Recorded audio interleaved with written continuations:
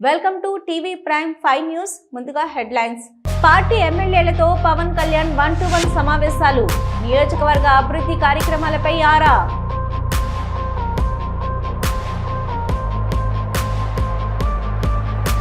జగన్ బతుకంతా పైకి ప్రచారమే. జగన్ పై మాజీ మంత్రి దేవినేని ఉమా ఆగ్రహం.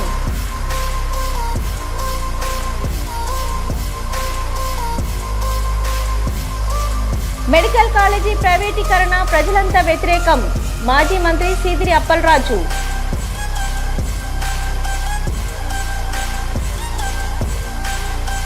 రాష్ట్ర ఉప ముఖ్యమంత్రి జనసేన పార్టీ అధ్యక్షులు పవన్ కళ్యాణ్ ఈరోజు పార్టీ ఎమ్మెల్యేలతో 1-to-1 సమావేశాలు నిర్వహించారు.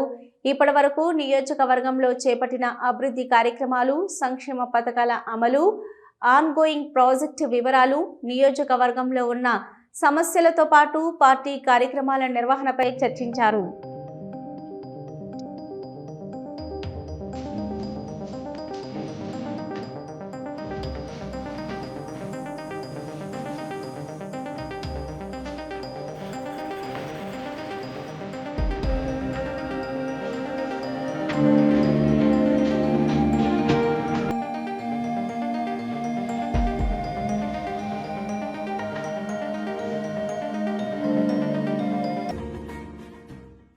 అభివృద్ధి చేయటం చేతకాని వాళ్ళు ఎమ్మెల్యేలైతే ఇంతే ఉంటుందని, ఎక్కడున్నా పల్లెటూరు గ్రామం అవ్వాలి, గ్రామం పట్టణం అవ్వాలి, పట్టణం నగరం అవ్వాలి అని అభివృద్ధి చెందుతూ పోతాయి. కానీ గురజాలలో రివర్స్లో పోతుంది పాలన. పట్టణాన్ని గ్రామం చేస్తున్నారు, జంగమహేశ్వరపురాన్ని. దీనిని ఖండిస్తున్నామన్నారు గురజాల మాజీ శాసనసభ్యులు కాసు మహేష్ రెడ్డి. ఎక్కడన్నా పల్లెటూరు గ్రామం కావాలని, గ్రామం పట్టణం కావాలని, పట్టణం నగరం కావాలని ఆకాంక్షిస్తుంటాం. దానికి తగ్గట్టే రాజకీయ నాయకులు చేస్తుంటారు. మరి 90-100 సంవత్సరాల చరిత్ర కలిగిన గురజాల దాచేపల్లిని పట్టుపట్టి ఆ రోజు నేను జగన్మోహన్ రెడ్డి గారి దృష్టికి తీసుకొచ్చి పట్టణాలు చేశాం, నగర పంచాయతీలు చేశాం. అది పట్టణాలు అవ్వాలి, నగరాలు అవ్వాలి, వచ్చే 50-100 సంవత్సరాల్లోనే ఆకాంక్షిస్తున్నాం. దానికి తగ్గట్టే మౌలిక సదుపాయాలు కల్పించాం.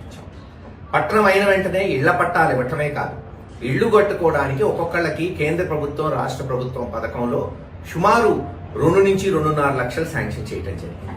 అంతేకాదు బ్రహ్మాండమైన జాతీయ రహదారి, ఆ రోజున మాచర్ల, గురజాల, దాచేపల్లి పట్టణాలు కలుపుతామని కేంద్ర ప్రభుత్వానికి దృష్టికి తీసుకెళ్లి 400 కోట్లతో జాతీయ రహదారి తీసుకొచ్చి నిర్మించాం.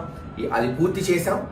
ఈరోజు చూడొచ్చు, ఒకప్పుడు దాచేపల్లి నుంచి గురజాల పోతే రోడ్డు ఎలా ఉందో, ఈ రోజు ఎలా ఉందో ప్రజలు ఆస్వాదిస్తున్నారు. అమృత్ కింద తాగునీటి పథకం, అంటే ప్రతి ఇంటికి కుళాయి బిగించి శుద్ధి చేసిన కృష్ణా నీళ్లు ఇచ్చే పథకం గురజాలకు సుమారు 15-17 కోట్లు, మరి దాచేపల్లికి 20-25 కోట్లతో శాంక్షన్ చేశాం. గురజాలలో టెండర్లు పూర్తయినాయి, పనులు మొదలైనవి. కానీ 1.5 సంవత్సరాల నుంచి దాన్ని పట్టించుకున్న నాదుడు లేడు. ఇలాగ అనేక కార్యక్రమాలు. కానీ ఈరోజు తెలుగుదేశం పార్టీ ఏం చేస్తుంది? ఒక అవగాహన లేని నాయకులు, తెలివి లేని నాయకులు, ఎమ్మెల్యేలు, మంత్రులు అయితే ఎలా ఉంటుందో ఈరోజు చూస్తున్నాం. జంగమేశ్వరపురాన్ని మళ్ళీ గ్రామం చేస్తారంట. అది ఏమన్నా గొప్ప? గ్రామాన్ని పట్టణమో నగరం చేస్తే గొప్ప. కానీ దానికి వాళ్ళు తెలుగుదేశం నాయకులు ఇంటింటికి పోయి జనాన్ని భయపెట్టడం, ప్రలోభాలు పెట్టడం అంటారు. గ్రామం చేస్తే ఇంటి పన్ను తగ్గిద్దంట, ఇదొక విడ్డూరం. లేదు, గ్రామం చేస్తే ఉపాధి హామీ పథకం. మీరు అధికారంలో ఉన్నారు, రాష్ట్ర ప్రభుత్వం మీ చేతిలో ఉంది, కేంద్ర ప్రభుత్వం మీ చేతిలో ఉంది. ఇంటి పన్ను తగ్గించడానికి పట్టణాన్ని గ్రామం చేయక్కర్లా, ఒక జీవో తెస్తే చాలు. ఇదిగో ఇంత ఇంటి పన్ను ఉంది, దాన్ని ఇంత మేరకు తగ్గిస్తున్నా ఉంటే అయిపోతుంది కదా. దానికి ఇదంతా ఎందుకు? కేవలం రాజకీయ కోణంలో గురజాల మున్సిపాలిటీ గెలవలేమని ఈరోజు జంగమేశ్వరపురాన్ని తీసేస్తున్నారు. ఉపాధి హామీ కేంద్ర ప్రభుత్వంలో మీరున్నారు, మరి దాన్ని మీరే నగర పంచాయతీలకు వచ్చే 5 ఏళ్ళు 10 ఏళ్ళు ఉపాధి హామీ కొనసాగించాలంటే అయిపోతుంది. జీఎస్టీ తగ్గించారుగా, దేశమంతా చెప్పుకుంటున్నాడుగా చంద్రబాబు నాయుడు గారు. కూటమి ప్రభుత్వం తగ్గించింది, జీఎస్టీ 18% నుంచి 12%, 5%కి తీసుకొచ్చిందని. మరి అట్టే ఇంటి పన్ను తగ్గించచ్చుగా. దానికి గ్రామం చేయాల్సిన అవసరం ఏముంది? ఇది ఎట్టుందంటే, ఓ తండ్రికి పిల్లలు ఉంటారు, కొడుకు అటెండర్ చదవాలా, డాక్టర్ చదవాలా అని ఆలోచిస్తుంటే తండ్రి అటెండర్ చదవమన్నా అంటే ఎందుకు తెలుసా? అటెండర్ గా ఉంటే నెలకి 20,000 వచ్చింది. డాక్టర్ అయితే నెలకి 2 లక్షలు వచ్చింది. అటెండర్ అయితే నెలకి 20,000 వస్తే సంవత్సరానికి 2.5 లక్షలు వస్తుంది. ఇన్కమ్ ట్యాక్స్ కట్టక్కర్లేదు, ఆదాయ పన్ను కట్టక్కర్లేదు, అందుకని అటెండర్ అవ్వు. అదే డాక్టర్ అయితే నెలకి 2 లక్షలు వస్తే సంవత్సరానికి 24 లక్షలు వస్తే సంవత్సరానికి కనీసం 4-5 లక్షలు ఆదాయ పన్ను ఇన్కమ్ ట్యాక్స్ కట్టాల్సి ఉంటుంది. ఎక్కడన్నా గ్రామాన్ని పట్టణం చేసి అన్ని వసతులు మౌలిక సదుపాయాలు కల్పిస్తూ ఒకవేళ నగర పంచాయతీలు జనం ఇంటి పన్ను కట్టుకోలేకపోతే ఇవ్వండి, ఒక 5 ఏళ్ళు 10 ఏళ్ళు ప్రభుత్వంలో ఉన్నారు కదా, అసెంబ్లీలో కనీసం దీని మీద చర్చించింది కూడా లేదు. పెట్టి ప్రభుత్వంలో ఇదిగో ఇంటి పన్ను తగ్గిస్తున్నాం వచ్చే 5 సంవత్సరాలు అని చెప్పచ్చు కదా, చెయ్యట్లా. ఇది దీన్ని బట్టే అర్థమవుతుంది.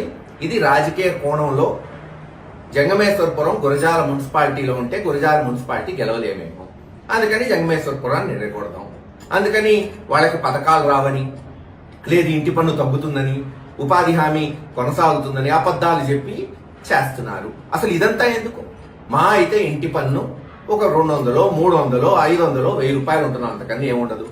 అసలు మీరు ఇస్తానన్న ఆడవాళ్ళకి తెలుగుదేశం చెప్పింది, చంద్రబాబు నాయుడు గారు అన్నారు, పవన్ కళ్యాణ్ గారు అన్నారు, ఇక్కడ ఎరపతినేని శ్రీనివాసరావు గారు, కృష్ణదేవరాయ గారు ప్రతి ఇంటికి చెప్పారు, మీరు ఇస్తానన్న 1,500 నెలకి ఆడవాళ్ళకి ఇవ్వండి. అంటే సంవత్సరానికి 18,000 వచ్చిందనుకో, దాంట్లో ఏం ఒక 500 కట్టుకోలేరా? ఖచ్చితంగా కడతారు. అసలు మీరు ఇస్తానన్న హామీ నిలబెట్టుకోండి. జగన్మోహన్ రెడ్డి గారు ఇచ్చాడుగా ఆ రోజున 4 సంవత్సరాలు సుమారు 17,000, 18,750 రూపాయలు 4 సంవత్సరాలు ఇచ్చారు. మరి మీరు ఇస్తారన్నది ఇవ్వండి 18,000 సంవత్సరానికి. ఇప్పటికీ దాని గురించే చర్చ లేదు. ఇవన్నీ చేయకపోగా ఉన్న పట్టణాన్ని గ్రామం చేస్తారంటే ఇది వీళ్ళకి చేతనైంది. దీన్ని ఖండిస్తున్నాం.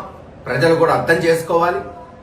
కేవలం సత్వరం వచ్చే చిన్న చిన్న లాభాల కొరకు బృహత్తర కార్యక్రమం ఈరోజు మీరు చూశారు. జాతీయ రహదారి 400 కోట్లతో తీసుకొచ్చాం, ఎలా ఉందో మీరు చూశారు. మంచినీటి పథకం ఇవ్వడానికి తీసుకొచ్చాం. జంగమేశ్వరపురంలో కూడా దాదాపు 200-300 మందికి ఇళ్ల పట్టాలు ఇచ్చి ఇళ్లు కట్టుకున్నారు. బ్రహ్మాండమైన హాస్పిటల్ జంగమేశ్వరపురంలో, అర్బన్ హెల్త్ సెంటర్ గతంలో ఎప్పుడన్నా ఉన్నిందా? సచివాలయ ఏర్పాటు చేశాం.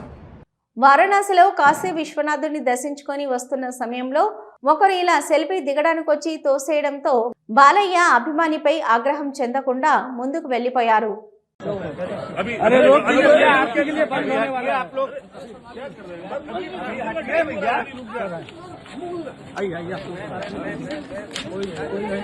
अभी रुक जाइए। डायरेक्ट साथ में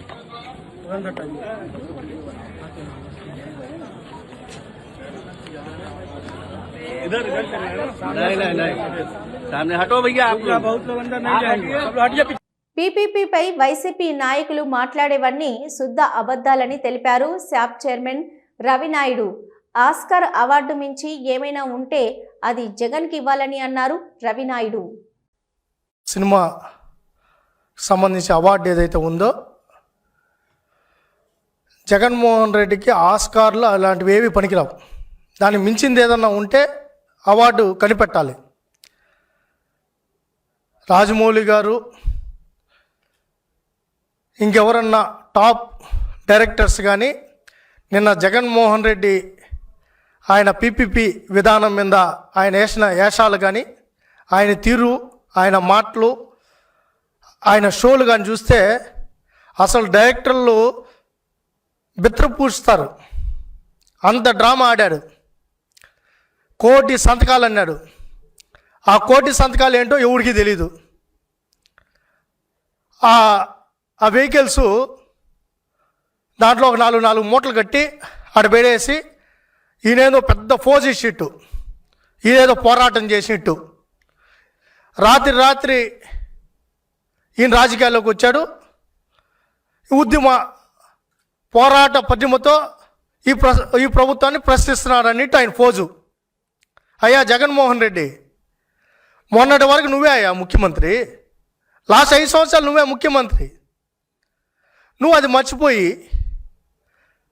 నువ్వు కొత్త డ్రామాలు ఆడితే ఎవరు చూస్తూ ఊరుకుంటారు? పీపీపీ విధానాన్ని వ్యతిరేకిస్తున్నా అని చెప్పావు. మరి మేము సూటిగా అడుగుతున్నాం. మరి మీ ఎంపీ, తిరుపతి ఎంపీ గురుమూర్తి గారు, ఆయన ఎందుకు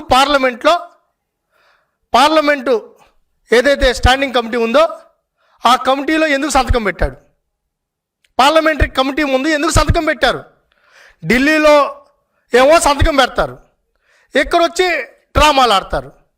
నువ్వు ఒకటి మాట్లాడతావు, మీ ఎమ్మెల్యే 11 మంది ఎమ్మెల్యేలు ఒకటి మాట్లాడతారు, మీ ఎమ్మెల్సీలు ఇంకోటి మాట్లాడతారు, మీ ముఖ్య నాయకులు అని చెప్పుకుంటున్న ఎవరైతే ఆ దొంగలు ఉన్నారో నీ చుట్టూరు వాళ్ళందరూ వేరే మాటలు మాట్లాడతారు. అసలు మీ మధ్య సమన్వయం లేదు పీపీపీ మీద. మరి మీ డ్రామాలు ఏంటో మాకైతే అర్థం కావడం లేదు. ఏది ఇదంతా? ఏంటి నాటకాలు? ఏం చేయాలనుకుంటున్నారు ఈ రాష్ట్రాన్ని? ఏంటి అంటే రాష్ట్రం అభివృద్ధి చెందుతుంటే, మంచి కార్యక్రమాలు జరుగుతుంటే దాన్ని మీరు వ్యతిరేకిస్తూ ముందుకెళ్తారా? పీపీపీ విధానం ఏంటి అంటే దాంట్లో ప్రైవేట్ ఉంటే అదంతా ప్రైవేటేనా? మళ్ళీ ప్రభుత్వాన్ని ఉంది కదా, మళ్ళీ అది ప్రభుత్వం ఎందుకు కాదు? మేము అడుగుతున్నాం. పీ అన్నాడు, దాంట్లో ప్రైవేటే తీసుకున్నాడు, మరి ప్రభుత్వం లేదా దాంట్లో? పార్ట్నర్షిప్ లేదా దాంట్లో? ఈరోజు స్పష్టంగా గౌరవ ముఖ్యమంత్రి చంద్రబాబు నాయుడు గారు చాలా స్పష్టంగా చెప్పారు, ఇంకా సీట్లు పెరుగుతాయి, 220 మెడికల్ కళాశాల సీట్లు పెడతాయి, మెరుగైన వైద్యం అందుతుంది. ఈరోజు ఎన్టీఆర్ ఆరోగ్యశ్రీ ఉంది, ఎన్టీఆర్ హెల్త్ స్కీమ్ ఉంది. దాంట్లో గతంలో నువ్వే అనేక సందర్భాల్లో చెప్పావు, ఇదేదైతే స్కీమ్ ఉందో బ్రహ్మాండంగా ఉంది, సూపర్గా ఉంది. ఈ రాష్ట్రంలో దానివల్ల ప్రైవేట్ హాస్పిటల్కి వెళ్ళి మంచి ట్రీట్మెంట్ తీసుకుంటున్నారని నువ్వే చెప్తావు. మరి ప్రైవేట్ హాస్పిటల్కి వెళ్ళి మంచి ట్రీట్మెంట్ తీసుకుంటున్నావు, నేను డబ్బిస్తున్నానని చెప్పిన నువ్వు ఈరోజు దాన్ని వక్ర భాష్యం ఎందుకు వాడుతున్నావు? మేము అడుగుతున్నాం సూటిగా, ఎందుకు వక్ర భాష్యం వాడుతున్నావు? అంటే ప్రైవేట్ హాస్పిటల్కి మటుకు ప్రభుత్వం ధనం ఇచ్చు, అది మంచి స్కీము. ఈరోజు పబ్లిక్ ప్రైవేట్ పార్ట్నర్షిప్ మీద దాన్ని మటుకు నువ్వు వ్యతిరేకిస్తావు. ఇది ఎక్కడా? అంటే నీ విధానాలు ఏదైతే ఉన్నాయో, నేను నిన్న తెల్లారితో ఒక టీ తాగడానికి ఒక హోటల్లో ఉన్నా, ఒక నలుగురు మాట్లాడుకుంటున్నారు. ఆ నలుగురు ఏం మాట్లాడుకుంటున్నారంటే ఈ రాష్ట్రం గురించి, కంపెనీలు, ఇండస్ట్రీస్ గురించి మాట్లాడుతూ ఈ జగన్మోహన్ రెడ్డి ఏంటయ్యా ఇట్లా తయారయ్యాడు, పిచ్చా మెంట్లా ఏంటో మాకు అర్థం కాలేదు, మంచి ప్రైవేట్ కాలేజీలు కట్టిస్తామంటున్నారు, ఇంకా సీట్లు పెరుగుతుందంటున్నారు, అదేవిధంగా మంచి వైద్యం అందిస్తా అంటున్నారు, ఫ్రీ ట్రీట్మెంట్ ఇప్పిస్తా అంటున్నారు పేదవాళ్ళకి. మరి అదే కదా మనం కోరుకునేది. మరి ఏంది మెంట్లా, ఏంటి ఇతని చేష్టలు ఏంటి? మరి మనం బెంగళూరుకి హైదరాబాదు పోయి వైద్యం చేసుకోవాలా? పేదవాడు పోయి అక్కడికెక్కడ పోగలుగుతాడు? ఆరోగ్యశ్రీ అని చెప్పి వీళ్ళు అన్నారే, మరి అక్కడ ఆ ప్రైవేట్ హాస్పిటల్కి పోతే వాళ్ళు ఎంత ఇబ్బంది పడతారు? అవన్నీ అవసరం లేకుండా నేరుగా మంచి కాలేజీలు కట్టి. జగన్ బతుకంతా ఫేక్ ప్రచారమే అని బెంగళూరు నుంచి చుట్టపు చూపుగా వచ్చి కాసేపు హడావిడి చేసి వెళ్లడం తప్ప జగన్ ప్రజలకు చేసిందేమీ లేదని ఎద్దేవా చేశారు మాజీ మంత్రి దేవినేని ఉమా. అందరికీ నమస్కారం. ఎన్నికల ఫలితాలు వచ్చిన తర్వాత బెంగళూరుకు పరిమితమైన జగన్మోహన్ రెడ్డి చుట్టపు చూపుగా వారానికి 2 రోజులు వస్తూ ఉన్నాడు. వచ్చిన ప్రతిసారి నెలకు 2 ప్రెస్ మీట్లతో కాలక్షేపం చేస్తూ అబద్ధాలు, అసత్యాలు వండి వారుస్తూ ఉన్నాడు. 1924లో ఏ సలహాదారులైతే 175 వస్తాయి, 175 సీట్లు వస్తాయి, నేనే గెలుస్తున్నాననే భ్రమలో ఉండి 11 సీట్లకు పరిమితమై శాసనసభకి వెళ్ళి ప్రశ్నించే ధైర్యం లేని జగన్మోహన్ రెడ్డి లోక్ భవన్ ముందన్న వాస్తవాలు మాట్లాడతాడేమో అనుకున్నా. పరదాలు కట్టుకొని 5 ఏళ్ల పరిపాలనలో వేలాది మంది పోలీసులు ఇంటి చుట్టూ కాపలా పెట్టుకొని శాసనసభకు కూడా ధైర్యం లేక అమరావతి మహిళల టెంట్ల ముందు పరదాలు కట్టుకొని శాసనసభకు వెళ్ళావు. పోలీసులను పెట్టి సెక్రటేరియట్కి వెళ్ళావు. ఇవాళ తగుదునమ్మా అంట. నిన్న నువ్వు చేసిన విన్యాసాలు విజయవాడ నగర ప్రజల్ని, ట్రాఫిక్ని ఎంత ఇబ్బంది పెట్టాయి. గవర్నర్ గారి దగ్గరికి వెళ్ళేటప్పుడు కూడా విశిక్షణ లేకుండా తెనాలి వెళ్ళినా ఆ బ్యాచే, సత్తినపల్లి వెళ్ళినా అదే బ్యాచ్, చిత్తూరు బంగారుపాలెం వెళ్ళినా అదే బ్యాచ్. ఏంది తాపత్రయం, ఏంది ఆరాటం? నువ్వు ఆరాటపడితే జిందాబాదులు కొట్టించుకుంటే పదవులు వస్తాయా జగన్ రెడ్డి? నీ అబద్ధాలు, నీ విష ప్రచారాలు మానుకోవా?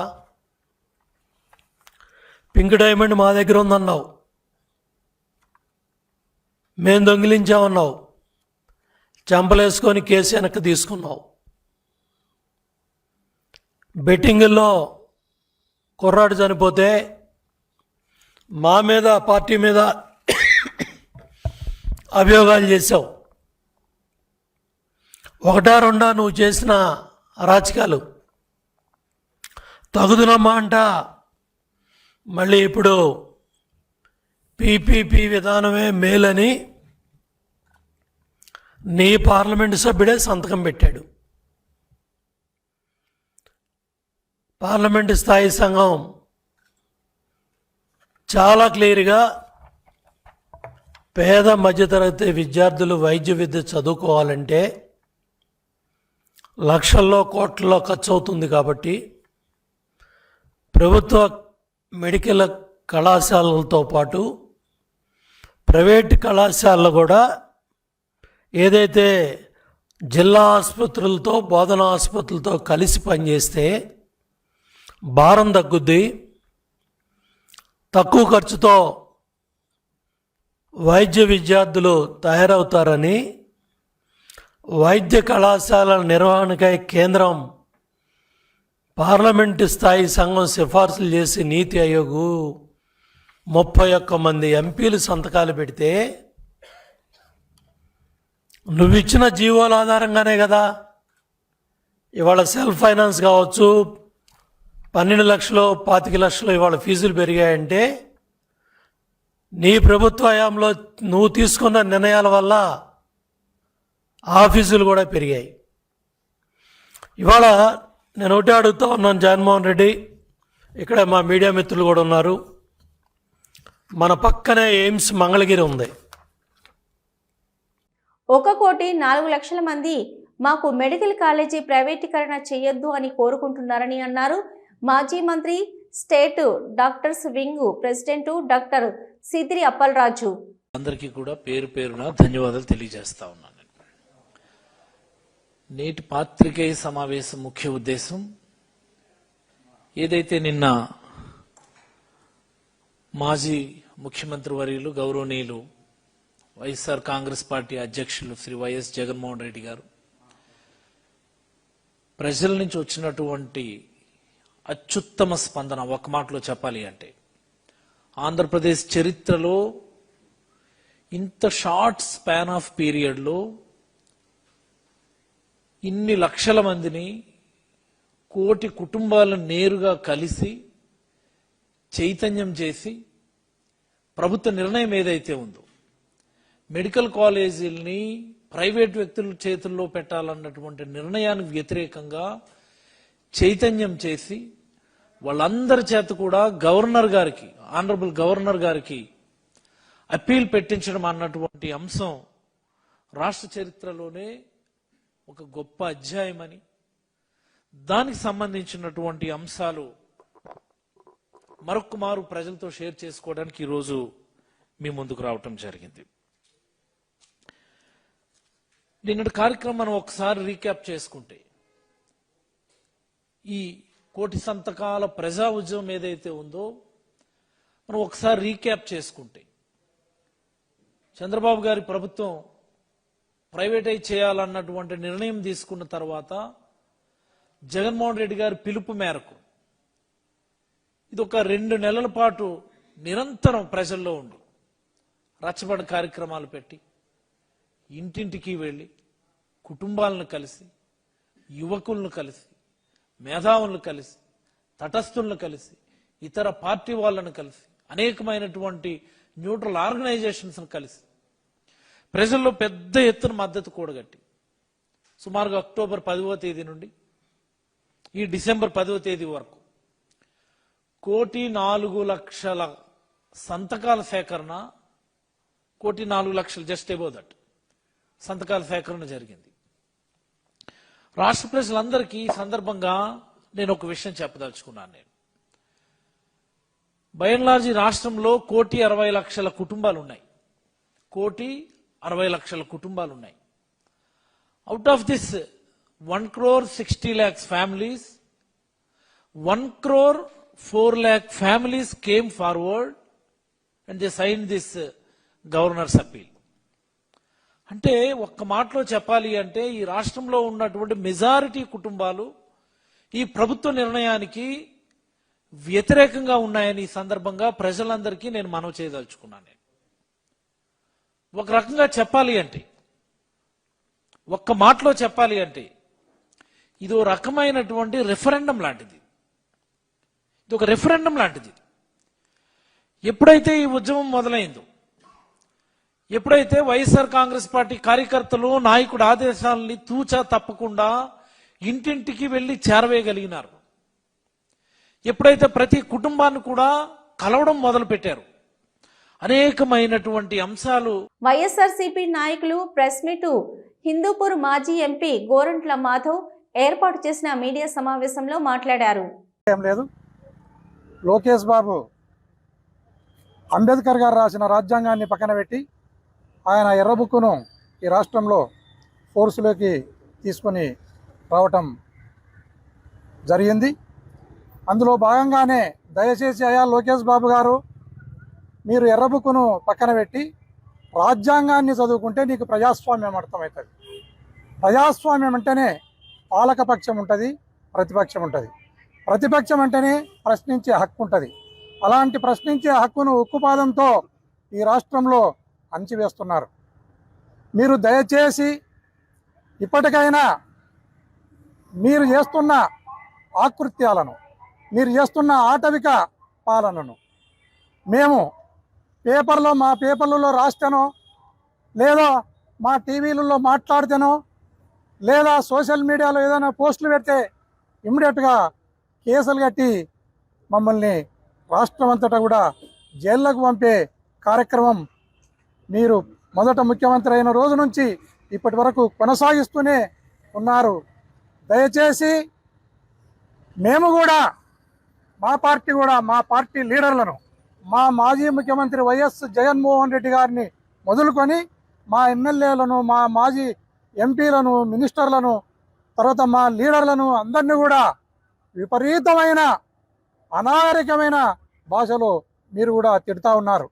నేను మా వైఎస్ఆర్ కాంగ్రెస్ పార్టీ శ్రేణులు కూడా ఎక్కడికెక్కడ రాష్ట్రమంతటా కూడా ఇలాంటి కేసులనే, ఇప్పుడు నా మీద ఏ కేసునైతే పెట్టారో అలాగే మేము కూడా పోలీస్ స్టేషన్లలో, ప్రతి పోలీస్ స్టేషన్లలో కంప్లైంట్లను ఇవ్వబోతున్నాం.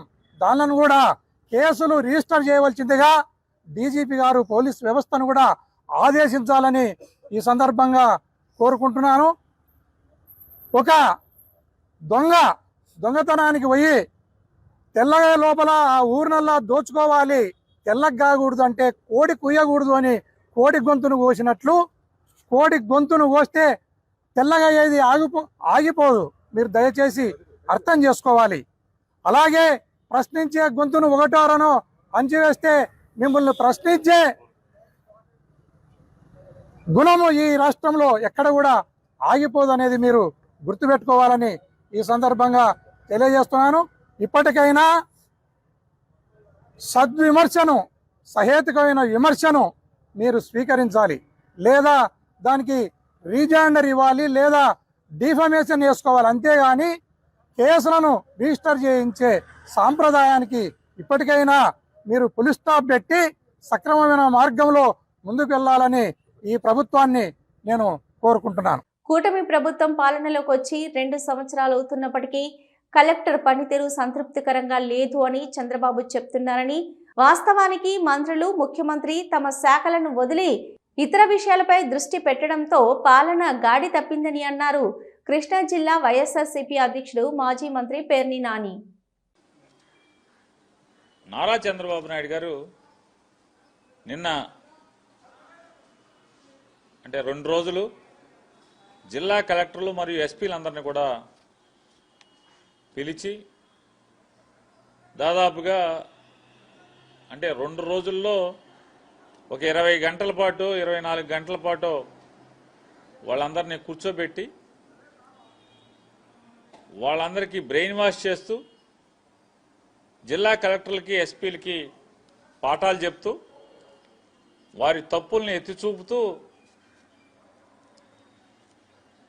వాళ్ళు ఎలా ఉండాలి, వాళ్ళు ఎలా ఉద్యోగం చేయాలి,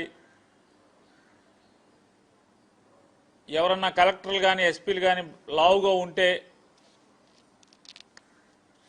లావు ఎలా తగ్గాలి, రోజు ఎక్సర్సైజులు ఎలా చేయాలి, ఫిట్గా ఎట్లా ఉండాలి, ఇలాంటి కాలక్షేపు బఠానీ కబుర్లన్నీ కూడా ప్రభుత్వ ధనంతో అంటే ప్రజాధనంతో 2 రోజుల పాటు ఆయన కాలక్షేపం చేసడం జరిగింది. ఆ కాలక్షేపాన్ని కూడా రాష్ట్ర ప్రజలందరికీ కూడా వీక్షించేలాగా మనందరికీ కూడా చూపించడం జరిగింది. వారు చెప్తారు, మీరు గొప్పగా పనిచేస్తున్నామని మీరు అనుకుంటున్నారు, నేను కూడా అనుకుంటున్నాను, కానీ ప్రజలు అనుకోవట్లేదు, ప్రజలు భావించట్లేదు, మీ పనితీరు ఏం బాలేదు, ప్రభుత్వ పనితీరు ఏం బాలేదని చెప్పని కలెక్టర్లకి ఎస్పీలకి చెప్తున్నారు. అంటే ఆయన ఎప్పుడు మాట్లాడుతున్నాడు ఈ మాటలు? 2 సంవత్సరాలు పూర్తవుతున్న సందర్భంగా, అంటే తను ముఖ్యమంత్రిగా ప్రమాణ స్వీకారం చేసి 2 సంవత్సరాలు పూర్తవుతుంటే ఆయన మాట్లాడుతున్నటువంటి సూక్తి ముక్తావళి, ఆయన భాష్యం చెప్తున్నాడు. కలెక్టర్లు మీరు పనిచేస్తున్నామని అనుకుంటున్నారు, నేను కూడా మీరు బాగా పనిచేస్తున్నారు అనుకుంటున్నాను, కానీ అంతా సున్నా, ఏం పని జరగట్లేదని చెప్పని చెప్తాడు. అంటే ఏంటి? వాళ్ళనేమో పని చేయనివ్వు నువ్వు, ఏ జిల్లా కలెక్టర్ని, ఏ ఐఏఎస్ ఆఫీసర్ని, ఏ ఐపీఎస్ ఆఫీసర్ని, ఏ జిల్లా ఎస్పీని పని చేయనివ్వకుండా ఆంక్షలు విధిస్తారు. మొట్టమొదటి కలెక్టర్ కాన్ఫరెన్స్లో ఏం చెప్పారు చంద్రబాబు నాయుడు గారు? మీరు ప్రజలను కూడా, ఆంధ్ర రాష్ట్ర ప్రజలను కూడా ఒకసారి గుర్తెచ్చుకోమని చెప్తున్నాను. ఏం చెప్పాడా అంటే కలెక్టర్లను ఇవ్వంగానే ఎస్పీని కూర్చోబెట్టి, మనది ఇటువంటి గవర్నెన్స్ కాదు, మనది పొలిటికల్ గవర్నెన్స్, మా కార్యకర్తలందరూ కూడా వస్తారు, వాళ్ళకి మర్యాద ఇవ్వండి, మా ఎమ్మెల్యేలతో మీరు మాకు కంప్లైంట్లు రాకుండా చూసుకోండి. ఎవరిని? ఎస్పీలని కలెక్టర్ని నారా చంద్రబాబు నాయుడు గారు ముఖ్యమంత్రిగా అవ్వగానే మొదటి కలెక్టర్ కాన్ఫరెన్స్లో, ఎస్పీ కాన్ఫరెన్స్లో చెప్పింది. ఇవాళ ఏం చెప్తున్నాడు? మీరు పని చేయటం చేత కావట్లేదు, మీ పనితీరుని ప్రజలు మెచ్చుకోవట్లేదు అంటున్నాడు. కలెక్టర్ల పనితీరు అంటే, కలెక్టర్లు ఎవరు? ఉద్యోగస్తులు ఎవరు? ప్రభుత్వానికి కేవలం డెలివరీ మెకానిజం మాత్రమే. ఆలోచన చేసేది ప్రభుత్వాన్ని, అంటే కలెక్టర్. ఇవి ఇప్పటివరకున్న అప్డేట్స్. చూస్తూనే ఉండండి న్యూస్.